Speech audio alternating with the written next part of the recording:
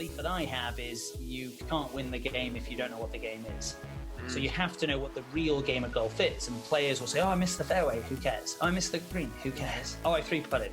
I care. You can't three-putt in golf. Like, that's the bad thing. So they don't know the numbers. They don't know that the real game of golf is keep the ball in play and chip and putt like a maniac. That's it. Even if you're the best golfer in the world and you hit 14 greens. Well, if you miss 4 greens and make 4 bogeys, you're not winning tournaments. You're making 4 pars when you miss the green. You're making 5 birdies. You're shooting 67, and you might be somewhere on the PGA Tour nowadays. You've got to shoot 63 to win. And so the idea is like, I've got to teach you what the real game of golf is, because what people think is they have a technique problem. They say, oh, my swing's not good enough. I'm like, no, you have a tension problem. And see, that was my problem, is I didn't have a swing problem. My technique wasn't that bad. It was the tension that I was putting myself under. And so if you don't know that the real game of golf is how do you manage tension, and you think it's how you manage a golf swing, you're going to struggle. All right, what's up, everybody? Welcome back to Nick Carrier's Best You podcast. I am super fired up today to have the one and only Will Robbins with me today. Will, I just want to start off by saying thanks so much for spending the time with me today. Hey, great to be on the call. Yeah, of course. So Will is a PGA professional teacher, and he started teaching the game back in 2008. And I think it was a few weeks ago now, about a month ago now, where I was watching CBS, I think right before the golf tournament was about to come on, and they were showing some different videos, and your video came up on CBS for 8, 9, 10 minutes, whatever it is, about your story. And afterwards, I was just like, I've got to get this guy on my podcast. And so I'm super pumped to be able to have you on and talk about your story and talk about all the things that you're currently working on as well. So to kind of give everybody a little bit more context, I want to give, before getting into the story, you moved to the U.S. from England in 2002. Because you wanted to pursue. No, back in 96. 96? Okay. The video. I'm going to blame the video that I watched, because the video I watched, I think. Yeah, I know. They say all sorts of things. It's like, oh, really? There were a couple of things I heard that I was like, I'm not exactly sure if that's true. That's funny. Yeah, well, 96. 96, I came out to America to play college golf. Yeah, I came out here to play college golf in Monterey, and played college golf for 2 years there, and then moved over to West Palm Beach and finished up my business degree there, and then moved back to Pebble Beach to play golf.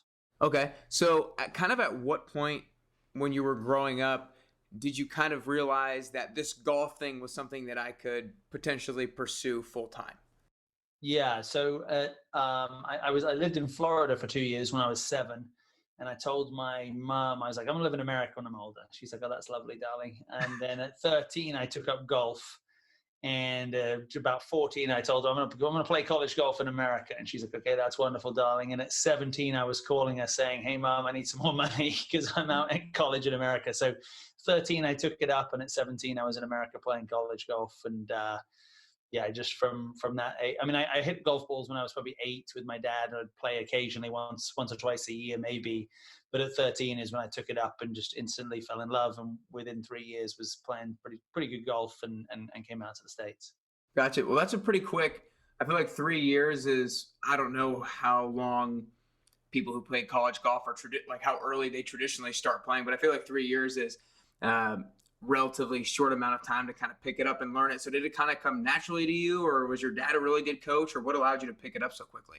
No, my dad I love playing with my dad, but he would never say he's a good golfer. He just loves playing the game. Has a very unique grip, extremely strange setup, and gets the ball in the hole. So, he definitely just set me up with like, let's go and play. I played cricket and rugby and athletics and all sorts of sports when I was a kid. So I think, what we see nowadays with students is if you build an athlete first, golf isn't that difficult to take up. Whereas if you just try and learn golf, but you don't know body movement or body awareness, or you don't have flexibility or core strength, it's pretty difficult. So I took it up at 13, but I just lived at the golf course. I physically lived at the golf course. I'd stay, they had a place where we could stay, and I'd stay with the assistant pros and hit balls till 12 at night and wake up in the morning and play 36 holes and just lived, eat and breathed golf. And so, yeah, I got good very quickly, and realized that I either wanted to drop out of school, because in England there's no college golf. So I was either going to drop out of school at 16, which is a terrible idea, or go to America and get a good education and obviously play much better golf at an amateur level rather than trying to turn professional at a young age. So it worked out just truly blessed the way it worked out. Yeah. Well, I actually didn't think I was going to ask a question about this because you kind of brought up the topic of kids at a young age either specializing in a specific sport or playing numerous different sports. And I know you have worked with a lot of young kids and children and teenagers and stuff like that in golf. How important, or what's the point that you try to get across to maybe parents who are trying to make the decision of like, do we throw them in full throttle into this one sport, or do we keep them in a diversity of sports? Yeah, absolutely. And I think that's really the education that's now happening and needs to happen more.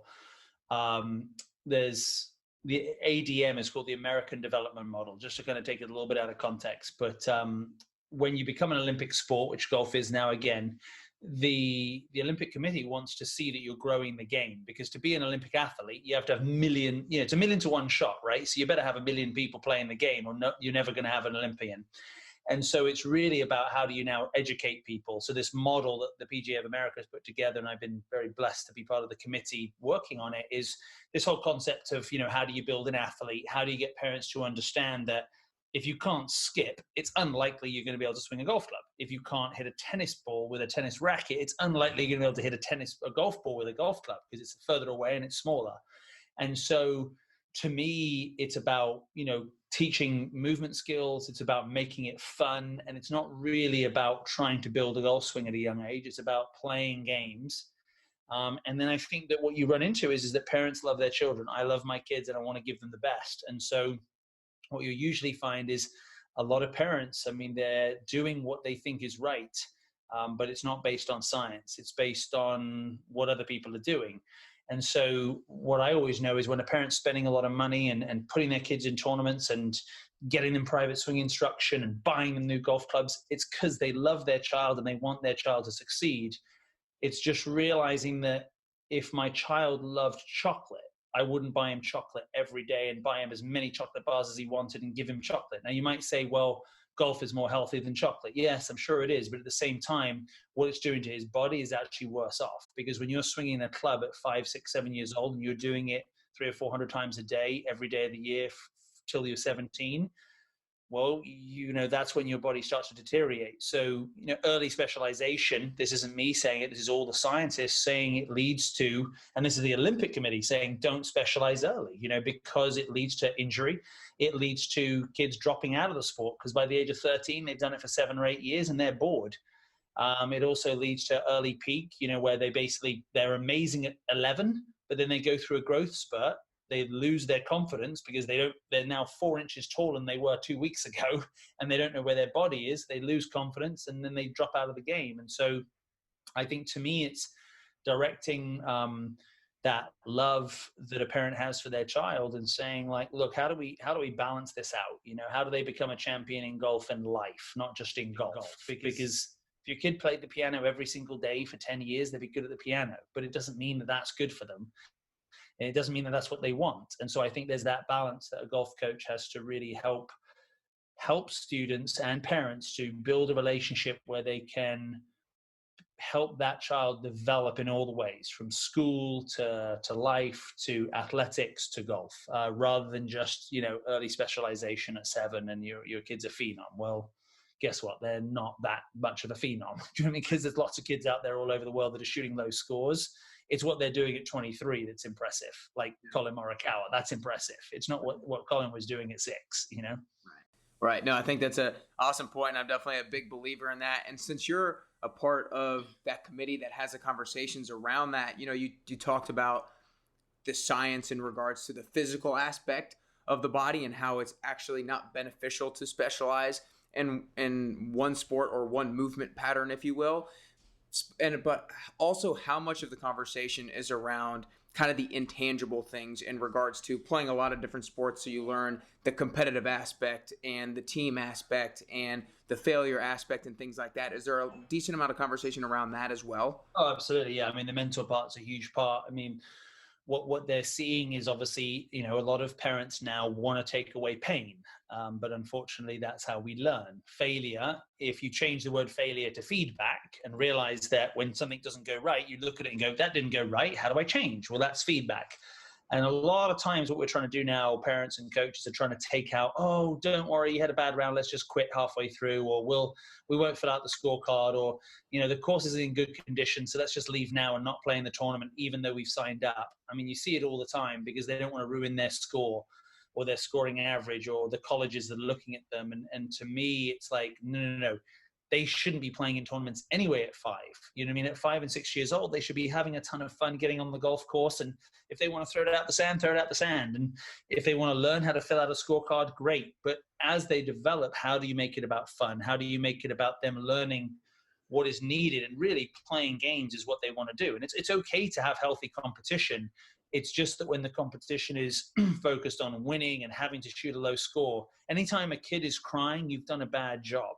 You've gone beyond their comfort level. You want to see them having lots and lots of fun.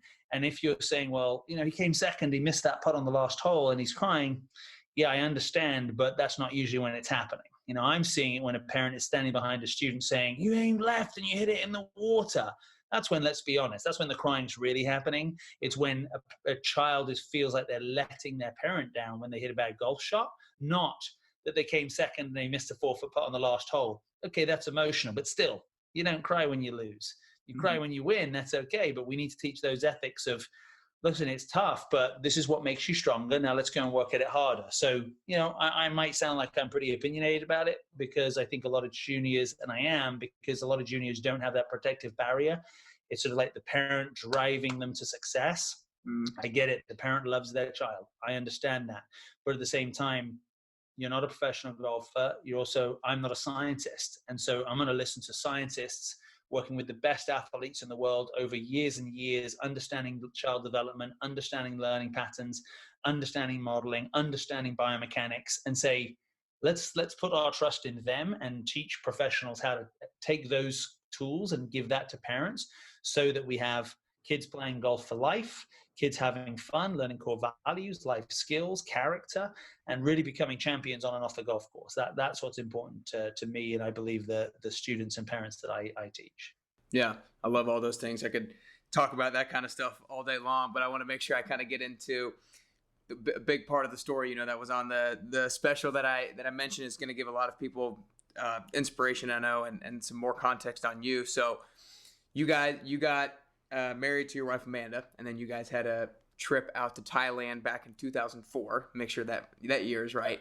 And so you guys get to Thailand, you're having an awesome time, and I just kind of want you to pick up the story and run with it from there to give people the context and the entire story. Yeah, so we just got married. I just signed a 3-year sponsorship deal to play professional golf. I was going to go to Q School for the Canadian Tour come October, just to spend a year getting prepped there and see how well I could do, and then hopefully make my way towards the web.com and then hopefully the PGA Tour one day, like many of my friends and buddies wanted to do. And so I'd signed a 3-year contract, got married, bought a house, bought a dog, and went on our honeymoon, and it was fantastic. Went to Thailand, and on the last day, it was, should we hang out by the pool or should we rent a speedboat and go to some of the islands and do some snorkeling? And that was kind of the last conversation that my wife and I had. And, what happened next was not knowing, but earlier that morning, the Sumatra earthquake had happened, and that had triggered a 9.1 magnitude earthquake, which is the largest in recorded history, I believe. And we didn't know that there was a tsunami barreling towards our island, and our island was a sandbar in the middle of in Andaman Sea with no protection. And so I just remember everybody running and having no idea what was happening, everybody screaming and realizing that obviously something bad was happening, but no idea of what was about to happen. And we basically ran and jumped over a counter in the hotel, ran into a back office and got on the ground. I mean, my thought was that terrorism, because it was 2004. So the Bali bombing had just happened. 9/11 was very fresh in all of our minds. And I'm thinking, okay, someone got off the boat and is shooting people, or what was happening? But you're never thinking that a 45-foot wave moving at 100 miles an hour is about to wipe out your hotel. And so we got down on the ground. The next thing you know, it just boom, just a huge explosion. And it just kept going and going. I looked at my wife and she said to me, "This is it." And I said, "It's not." And the next thing you know, the whole hotel just collapsed in on us. The room that we were in, the solid concrete room, just collapsed and we went underwater. And I let go of my wife's hand. I couldn't feel her anymore. And we went off on a journey about 400 or 500 yards underwater and realized that I was out of breath and I wasn't going to make it. And so just decided that it was so painful because I was inside the hotel room. I wasn't in the water. I was inside a concrete washing machine, getting crushed and smashed, and just decided it was, this was it. I'd run out of oxygen and I'd lost my wife. And I remember my head crushing when the wall hit me. I mean, it was so hard. I felt my head crush. And I just thought, inhale the water and let it all be over. And at that moment, I just, I'm a person of faith, just said, just like, no, you're going to die fighting. It was kind of that feeling of, I know my life's over, but I'm going to die fighting. So I wasn't going to inhale the water. I was going to inhale the water because my lungs opened up because I had to breathe, but I wasn't going to intentionally going to take the water on. And that was it. I just said, I'm going to die fighting. And I knew at that point I surrendered my life. I was done. And at that split second, bang, I came out of the water. I was in the middle of the ocean in perfect bright white light. And I looked at the island and the island was completely gone. And I was on the other side of the island, out in the middle of the ocean. And my wife popped up about 3 feet from me and was right alongside me, just screaming. She'd broken her pelvis in 3 places and I'd broken a few bones here and there. And we were just floating in the middle of the ocean. And at that point realized, okay, wow, a tsunami just hit the island. And from there, very long story short, got pulled onto a boat by a dear friend called Marcus Melberg. I didn't know him at the time, but he saved our lives, pulled us onto a boat, and we spent the next about 12 hours watching the island get destroyed and watching just the carnage of what happens after a tsunami out in the middle of the ocean until we got taken to a little hospital on the island of Phuket. And spent 2 days there with no medication. My wife with a triple pelvic fracture, me with a broken collarbone and lacerations and some head trauma. And then finally got medically evacuated up to Bangkok and spent 5 weeks in hospital there, and then flew back to America and spent about 3 months going to hospital most days, just, for all sorts of different things. And bam, there was a married life underway. So that was it.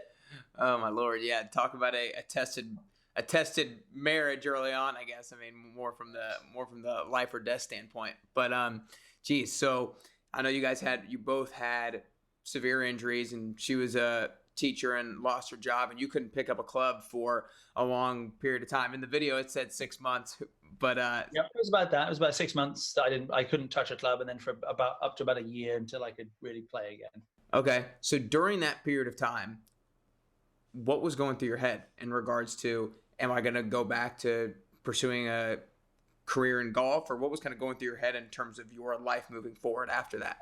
I knew right away that I would go back and play professionally. I just knew that the minute. I mean, while I was in hospital, I knew that I would go back and play. What was happening in my life, though, was, I know that when I surrendered my life, basically God took over. And some people, if you're not a person of faith, it's okay. I mean, I wasn't either. But what my experience is that when I surrendered, God took over, and it was amazing. Just it didn't matter what happened, it was going to be okay. Like, we lost everything. We lost all of our stuff. But then somehow our bag shows up, and this American guy comes in and goes, "Hey, I think this is you guys. Here's your 2 pictures. I actually have it on my desk right here. Hold on. This was in a bag in another hotel that we'd left that got washed out, that they found. I don't know if you can see that of my wife on an elephant. And get home, my wife loses her job, and our insurance company says, sorry, you don't have flood insurance. Sorry, you don't have earthquake insurance. So it was an earthquake that started 1,000 miles away, so we can't give you any money. And the next day, our insurance broker walks in the door, knocks on the door, and goes, here's $5,000.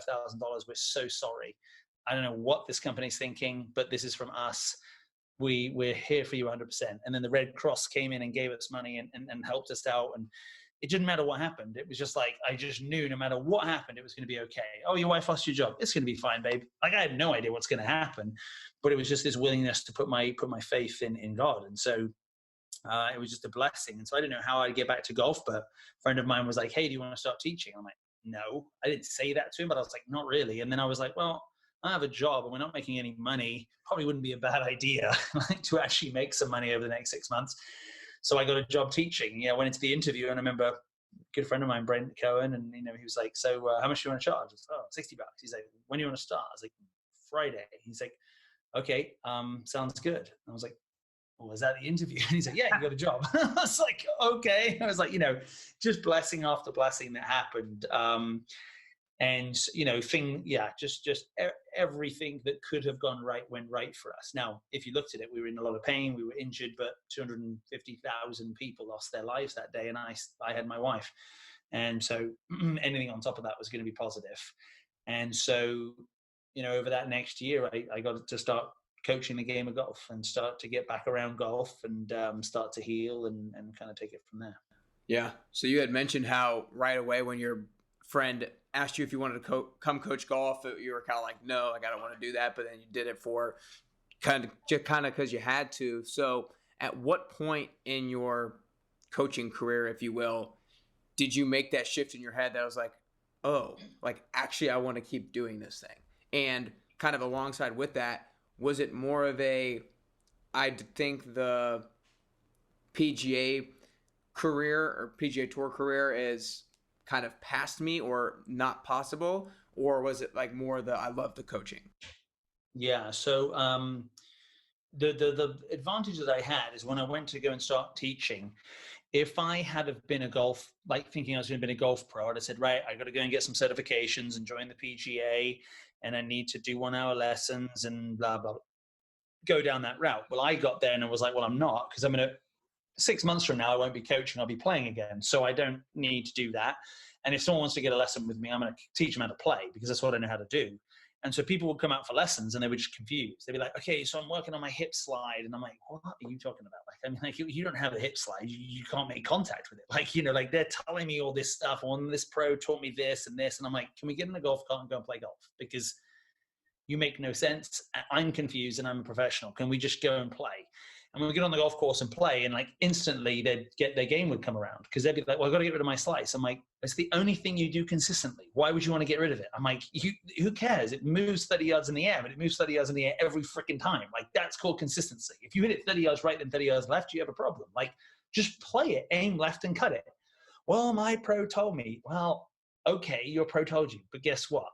Did he have to do it to make a living? No, he's teaching you to stay in business so you get a better golf swing. Not that he's doing the wrong thing, but it's delusional. Like, I mean, if your car doesn't have gas in it and your engine guy tells you we need to replace the engine, he's selling you a bunch of baloney, right? Yeah. You just need to fill it up with gas. And so we'd go and play. And so I had this mindset of like, I don't really care what you think, let me just teach you how to get the ball in the hole. And so I got insane results. So every time I practiced, my guys were practicing with me, they were playing with me, and they loved it, and I really enjoyed it, and I got paid. So 6 months after, so the following February, so this is 14 months later, I went to Q School for the Canadian Tour, and I shot the last couple rounds, I shot 75, 72, the last 2 rounds. And so I missed it by 3 or 4. So I think I shot like, I don't know, 73, 72, 74, 75, 75, 72, or something like that. So I was just a few off. So I was like, well, I'm pretty close, so I can go back to playing. So then I get my sponsors. My sponsors all said, yeah, my God, I can't believe you're going to do this. We're happy to pay, keep you going. And I play a tournament, shoot 77, 73, miss the cut. It's like, oh, okay, but I really enjoy being out there. And then go home, coach, have a great time, hanging out, enjoying myself, playing golf, getting paid, go to a tournament, shoot 73, 76, miss the cut. come back, do this. Now I'm pretty hard-headed, and I couldn't hit golf balls. My neck hurt me so much that I couldn't actually practice. I could, but it would just be too painful to practice. So I had to really limit the amount of balls I could hit. And I'd go to tournaments, I'd be away from my wife, I'd be playing tournaments. I wanted to be doing it, but it was just not happening. And I'd shoot a 71, then a 74, miss the cut, you know? And so I'm spending $3,000 being gone, come home and make 1,500 playing golf and having a good time. You'd think most normal people who are logical, who have any brain, would have got this after about 3 weeks. I would say that was 2005, so 2006. So this is 2006. By 2007, I'm really now starting to realize, like, God, this is not fun. Like, I mean, I'm in pain every time I hit a golf ball. I'm grinding. Like, my short game's amazing, but I'm shooting 72s and I'm hitting it all over the place because I just really I'm not swinging the club well. Going home and making great money, having a good time and enjoying myself. And I remember my good friend, Gene, he said, look, come to this PGA thing, because if you get in the PGA, you can play in tournaments, and the tournaments are really cheap and the money's good. So I'm like, oh, I'll become a PGA member. That sounds great. For no reason of becoming a coach. And so I go and I'm thinking, okay, as long as I stay in the PGA, I can play them on Monday tournaments and make some money. Well, the long story short is I never played one of those tournaments. I got into it for playing one of those tournaments, and Dana Rader, who just won a big award with the LPGA, was standing there, and she presented and she says, one day in your life, you might get to a point of realizing that playing golf for you is not your path and you should become a coach. And it was like, never thought of that before. And that was my aha moment when I was like, you know what? I think I need to be a coach. Like, I don't think playing is where I'm meant to be. Now that was difficult because I'd set my heart on, you know, playing college golf and then becoming a professional and getting all the sponsorship. And I called my sponsors, and I remember just like getting off the phone with them in tears. Like, because I told them, I was like, you know what, I'm really sorry. You know, I'm not going to play anymore. And I'd lost hundreds of thousands. I'd lost at least $100,000 of their money. And they're like, what do you mean? It's unbelievable what you did. Oh my God, you're a rock star. Like, you're the most, I tell everybody about you. And I just cried so badly when I got off the phone, because what I did for a year and a half was beat myself up. You're a piece of crap. You should be practicing harder. You should be doing better. All these people have died. You need to go out there and do this. And that was the mental self-talk that I had. And I'm losing these people's money. And I'm just terrible. And these people who were sponsoring me were some of the most successful people. These people were very successful in terms of they were members at a very private club that I used to teach at. And many of them, you know, just, multi-billionaires who people would know their names, you know, and they're like, man, I was so proud of you. You're amazing. I've told everybody. And that was the first time I realized that I wanted to be a coach, because I wanted people to realize that the self-talk that we have, the most important conversation we're ever going to have, is a conversation we have with ourselves. And that I put all this pressure on myself. So when I'm teaching my juniors or I'm teaching my adults and they want to get a college scholarship or win the club championship, my whole focus is, don't do what I did.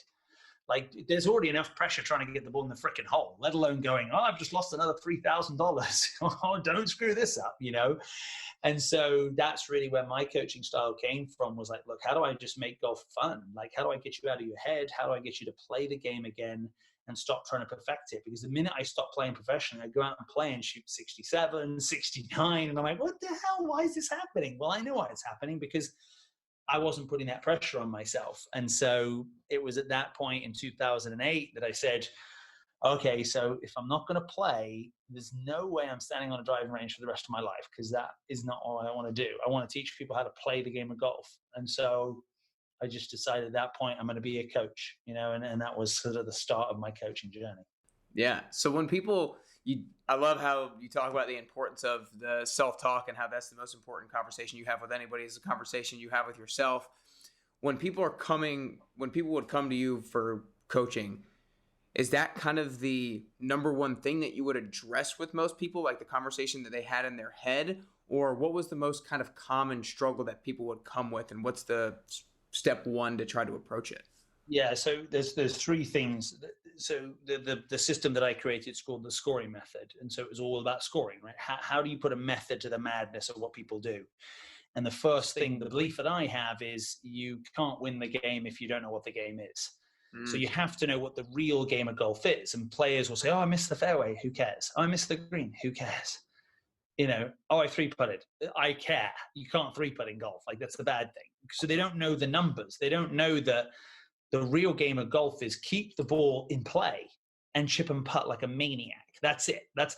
So even if you're the best golfer in the world and you hit 14 greens, well, if you miss 4 greens and make 4 bogeys, you're not winning tournaments. You're making 4 pars when you miss the green, and you're making 5 birdies, you're shooting 67, and you might be somewhere on the PGA Tour nowadays. You got to shoot 63 to win.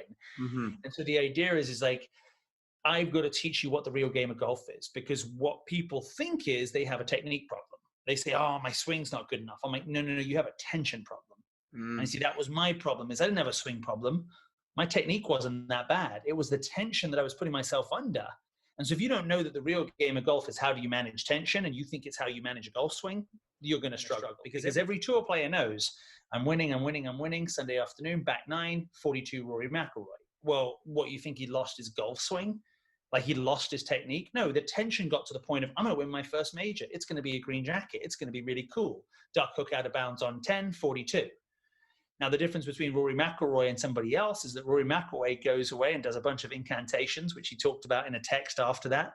With enough incantations and positive belief, I will come back stronger.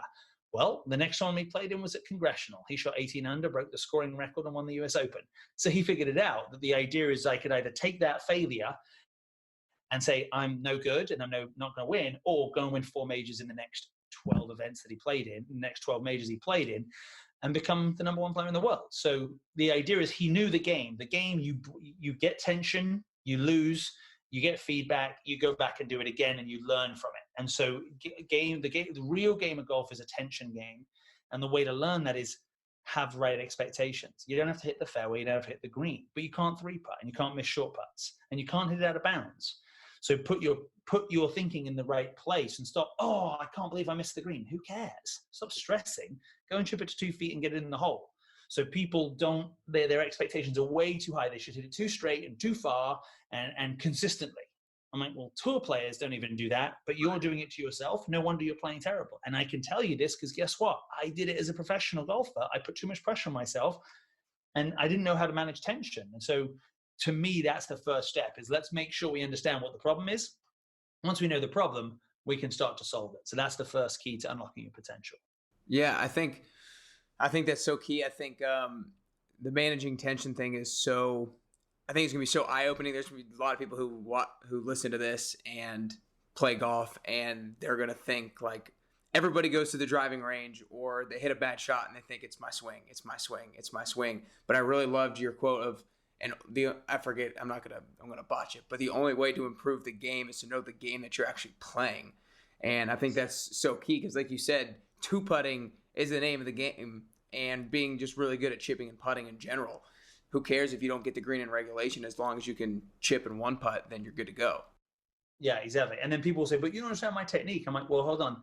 You wouldn't be frustrated if you had bad technique. So any listener that's like, well, Will, you don't understand. I'm like, okay, but you wouldn't be frustrated. Because think about this. If you sucked on a Monday and you sucked on a Tuesday and you had a lesson on a Wednesday and sucked and went to the driving range before you teed off and sucked, you get on the first hole and know you suck. It's that you go to the range on a Tuesday, hit it great. On a Wednesday night, you play on your own and you hit it beautifully. You go to the lesson, you stripe it. You get on the driving range and it's all going good. You get on the first tee, lose 2 golf balls, shoot 52 on the front 9, drink beer on the back 9, and think, what the hell's wrong with my golf game? So the frustration comes from the expectation that I know I can do it, but I can't do it when I need to. If you just had a terrible golf swing, you'd be like, I got an awful golf swing. There's no frustration to that. It's just, I need to go and get a lesson and work on my golf game. What most people don't realize is what they have actually works.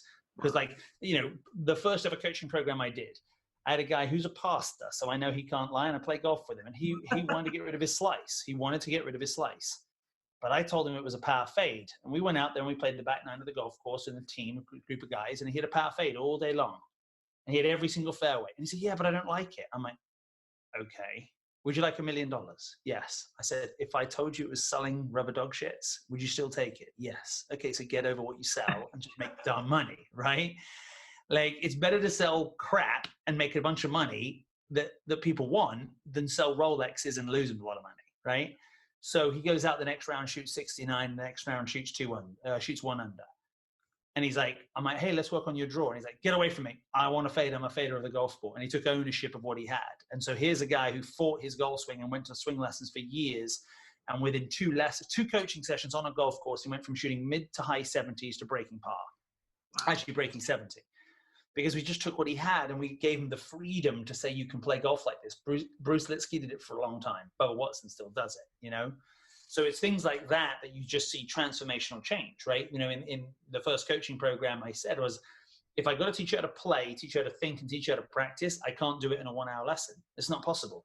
And I also can't do it one-on-one because there's no pressure one-on-one. You're standing on a driving range in front of me. Like, I'm going to tell you what to do correct. Like, if you can't hit it better in a golf lesson, you either need to quit golf because you really suck, or you have a terrible golf pro in front of you. Right. Because every pro can get you hitting it better.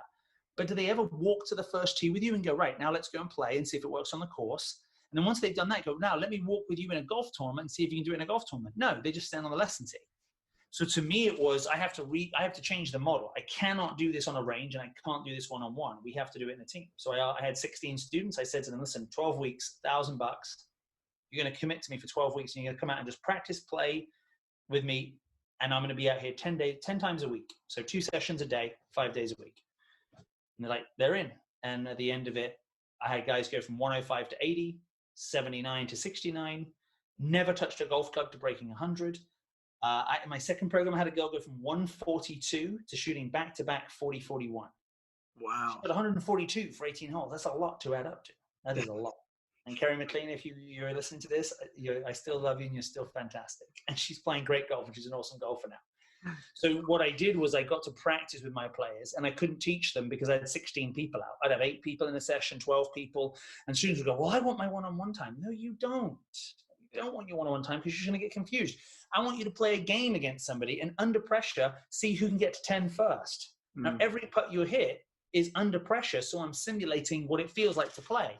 Whereas when you stand in front of a pro and hit 100 putts in a row, it's like, well, you'll never do that in a tournament and you'll never have a pro watching you. So you just did something that has no relevance to what you actually want to do, called playing golf.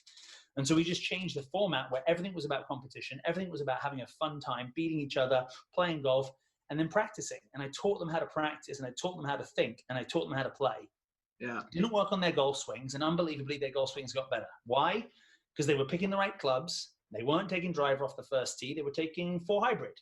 They had a good mindset. They knew where to miss, so they swung with confidence. And guess what? Then they'd make a better golf swing, and the next thing you know, they'd hit a fairway. And it's like, oh God, my swing got better. Well, because I reduced tension. Because again, remember, when you're not under tension, you hit it good. When you're under tension, you hit it bad. So do you have a technique problem or a tension problem? So it was all about teaching them how to manage tension. And the next thing you know, the program sold out, and the rest is history. Really, it just blew up from there. Yeah, no, I think it's a huge lesson, kind of just in the grand scheme of things, that if you're not doing well in a game that you're currently playing or whatever it is that you're currently participating in, it's not necessarily your skill, it's how you're looking at the game itself and how you're defining success with the game itself. Because one of the things I really like that you say is that you're not necessarily, success isn't having the better golf swing, success is having a lower score. And to be able to shift that mindset for people, I think, in a lot of different areas outside of golf as well, I think is going to be really key. Has there ever been a biggest lesson or something that you've learned from a student that you've taught that has maybe shifted your mindset towards how you coach individuals? Yeah, the first guy who was in my first ever program, I mean, the scoring method which I've created came from the worst golf swing, admittedly, from himself ever. I mean, Joe, he had the worst swing ever. And he said, Will, I have the worst swing ever. And he aimed, I'm not even sure what degrees it would be. If you were aiming at a target and the target was 12 o'clock, he would aim at 245. So his back was facing the target, but he hit the fairway almost every time with a low, skanky, low cut every single time. And he put it in play, and he just talked about, look, Will, I just want to get in play. And if I do that, I get a check. And like, all I want to do is like, I win, like his win the game. And then if I can get it down from there in 3, I win the game. And I make a bogey. And I'm like, that's fantastic. I love it. And he's like, well, change my swing. I'm like, no, we really shouldn't change the swing. I'm like, we can start to take a bit of the over the top out of the move because you're going to get injured doing what you're doing. But it really showed me that, this concept of just simplifying stuff down and putting the ball in play. And because of that, it just made me really, even go to that next level of just telling people like, who cares, just put it in play and have a short game. And so yeah, it was one of my first students, and yeah, I'm ever indebted to him sort of being willing to say my swing's awful, but again, I wasn't a swing changer. So I said, let's go and play. And I would see him 42, 41, 43 for 9 holes. And I'm like, Joe, I'm like, dude, you got it. Like, I mean, who cares? But he was desperate to hit it further and better. And we did help him to do that. Right. But really what I learned from him was just, again, just how much, even for me, I would have looked at that swing and been like, we have to do something about that. We have to. Like, but I saw him in his scores, and I'm like, and he wasn't saying I want to become a scratch golfer, right? He was just saying like, I'd love to, hit the ball a little bit further so it was a little easier to score. And I was like, yeah, okay. And I helped him with his chipping and some putting, and we worked on some things. But it really showed me that you could get the ball in the hole with next to absolutely nothing and everything in your golf swing. Yeah, that's awesome. I mean, one of the things that I kind of thought about was, first off, I can't imagine getting up on a tee box with somebody and them aiming that far away. I'd be like, what is going on right now? And then I was like, you kind of have to block out caring what others think about you, and have to be okay with doing it your way and defining the success for you in your own way. And I feel like that's kind of a big lesson there too. But I want to kind of get down to the last few questions here and kind of go back to the Tsunami story and your injury and kind of your life shift, if you will. I think a lot of people, if they had something like that happen to them, or that big of a negative experience, would take on this, this victim mentality of, what do I do now? But you were able to be like, okay, what can I actually do now to take advantage of the situation that I've been in? So what's your message to somebody who goes through a negative experience? Maybe it doesn't have to be a tsunami in Thailand, but what's your message to somebody who goes through a negative experience to be able to not take on the victim mentality and be able to continue to make the most of whatever situation they're in? Yeah, I mean, I think the first thing is that, I empathize with them, because it's not easy. You know what I mean? It isn't easy. And I was very blessed. I mean, my wife was right next to me, and she went through everything the opposite. I was bust from the head up. She was bust from the hips down. She lay there and watched death for 12 straight hours.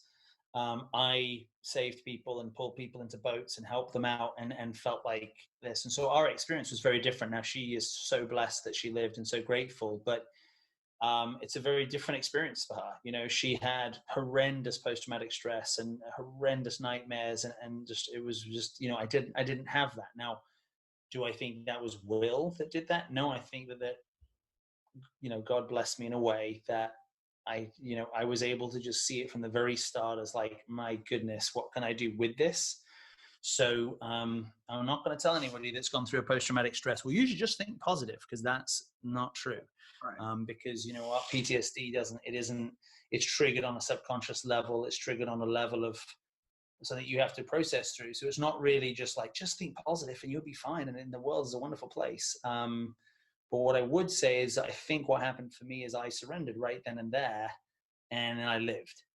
And so I'll put it to you this way, is that I surrendered right then and there, and my life was absolutely perfect for 6 months. It was just perfect. It was just absolute tranquility, peace like I've never experienced.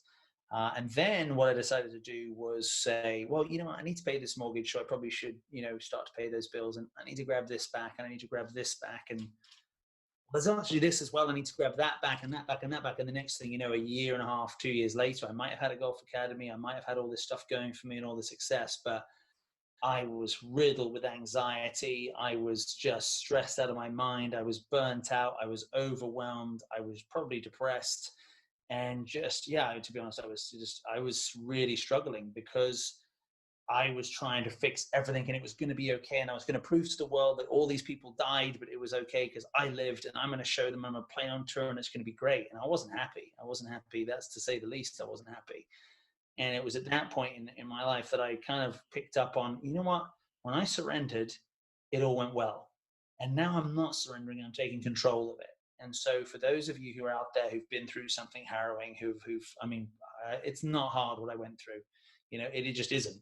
Because if I lost a child, or if I lost my spouse, or if those are real things. That's stuff. Like, to me, I lived. 250,000 people didn't live. They lost their children. They lost their families. And many of you probably have been through that. And I'm just not going to tell you right now, think positive, because that's not possible.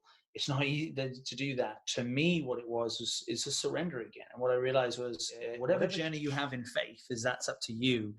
But for me, it was to start to realize, you know what, I need to start to surrender. I need to stop getting out of control and trying to control everything. And usually what God does is he helps you to hit your knees. And when you hit your knees pretty hard and you drop to the ground and you realize, I can't do this the way I'm doing it, even though on the outside, my business was booming, everyone was loving it. But on the inside, I was really struggling. So to me, I would say that my blessing was I was shown how to surrender because I had no option. I could have breathed in that water, or it could have been half a second later and I would have died.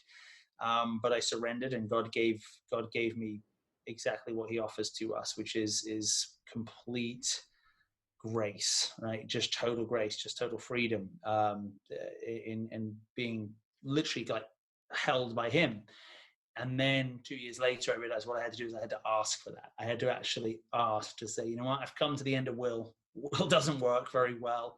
And it's time for you to take it back over. And I think that's the beauty about it is, the faith of a mustard seed. We all struggle with who God is. We all struggle with religion. We all struggle with, all of that. Everyone does. If you don't, well, good for you. But if you start hitting your knees and saying, you know what, I just can't figure this out, and I'm in pain and I'm struggling, it's amazing how God shows up. And that's different for everybody. So I would just say that I was blessed to be able to surrender without trying. And then I was willing to hit my knees again and surrender. And now, on a daily basis, if I don't surrender, I know what's coming. I'm going to get kicked in the teeth by myself again. Amazingly, I'm going to figure out a way to do it. So to me, I would just say to anyone listening who's struggling, who's been through things like that is, hitting your knees and surrendering is not quitting. It's not failing. What it's doing is just like we talk about in golf, is let go of the tension, let go of the control, let go of the struggle. And guess what? Boom, out comes your best golfer. Well, the same in life. The best you comes out when we get out of our own way and our God-given gifts and our God-given talent is handed out. And that to me is the blessing. So that's what I would just say to anybody who is struggling. Whether, golf isn't what I teach. I teach people, help people to unlock their potential through the game of golf. So if you can take what we've talked about in golf and put it into your life and realize that the tension we add is the control that we're putting on ourselves, and it's made up, it's not real. And that the way to do that is to go back to what, your God-given, you've all been given gifts. Now go back to them and get out your own way. And that's where the golfer shows up, and that's where you show up. And so that would be my take for anybody listening that's in that position right now. Yeah, I love it. Well, before I ask the last question here, Will, I want to acknowledge you for your ability to be able to surrender to the situation and try not to be over controlling of the things that you're unable to control, but just kind of hyper focus on those things that you actually can control, and for you to be able to communicate that in a way to everyday people who are trying to just improve their golf game, and to communicate it to them in the game of golf, and then they have the ability to translate it outside to their life. I know it's been so powerful for so many of the people that you've coached. I know it's going to continue to be more and more powerful as well. But the last question here is, I think that getting closer to the best version of yourself is a constant journey, and it's a unique journey. I think the way that I'm going to get closer to the best version of myself is going to be a little bit different than the way that you get closer to the best version of yourself. So for you personally, if there are 3 things that you could currently do or currently work on to get closer to that best version of Will Robbins that you could possibly be, what are those 3 things that you could currently do or work on? Surrender daily. Like just every day, just learn how to get out of my own way right away, hand it up, and make sure that I'm not doing my own will, because it doesn't. My will needs to be handed up to my higher power, to God. Second thing would be start focusing on myself, because what I find is, and trust me, I'm trying not to sound spiritual because I'm a disaster, and I'm just saying is when I do these things, I do a lot better. Is focus on constant thought of others, which is like, if I can get out of myself and what can I do for other people? Because I feel like when I'm looking after others and caring for others, God takes care of me. When I'm looking after myself, I'm just a wreck. And then finally, it would be sort of patience and balance, just realizing that it just doesn't all happen in a day and it's not meant to. And just being willing to find that balance where I don't have to go the extra mile every day. It's about, yes, I'm passionate about what I do, but I've also got 2 young children and a wife and family and friends and church, and there's a balance to everything. And so I constantly, struggle when I take control of that balance is out of whack. And so I would say those would be my 3. Awesome. Great 3. I love those. Well, I appreciate it. I'll have to come out there and get myself a golf lesson, because God knows I need my score to be shaved off a few strokes. So I appreciate it. Looking forward to it. Absolutely. And I mean, fire me your email and I'll fire over the scoring method too. You can take a look at the videos and sort of check it out. And it's a fun journey to be on. Awesome. Well, I appreciate it. Well, Nick, thanks for having me on the show. Yeah, of course.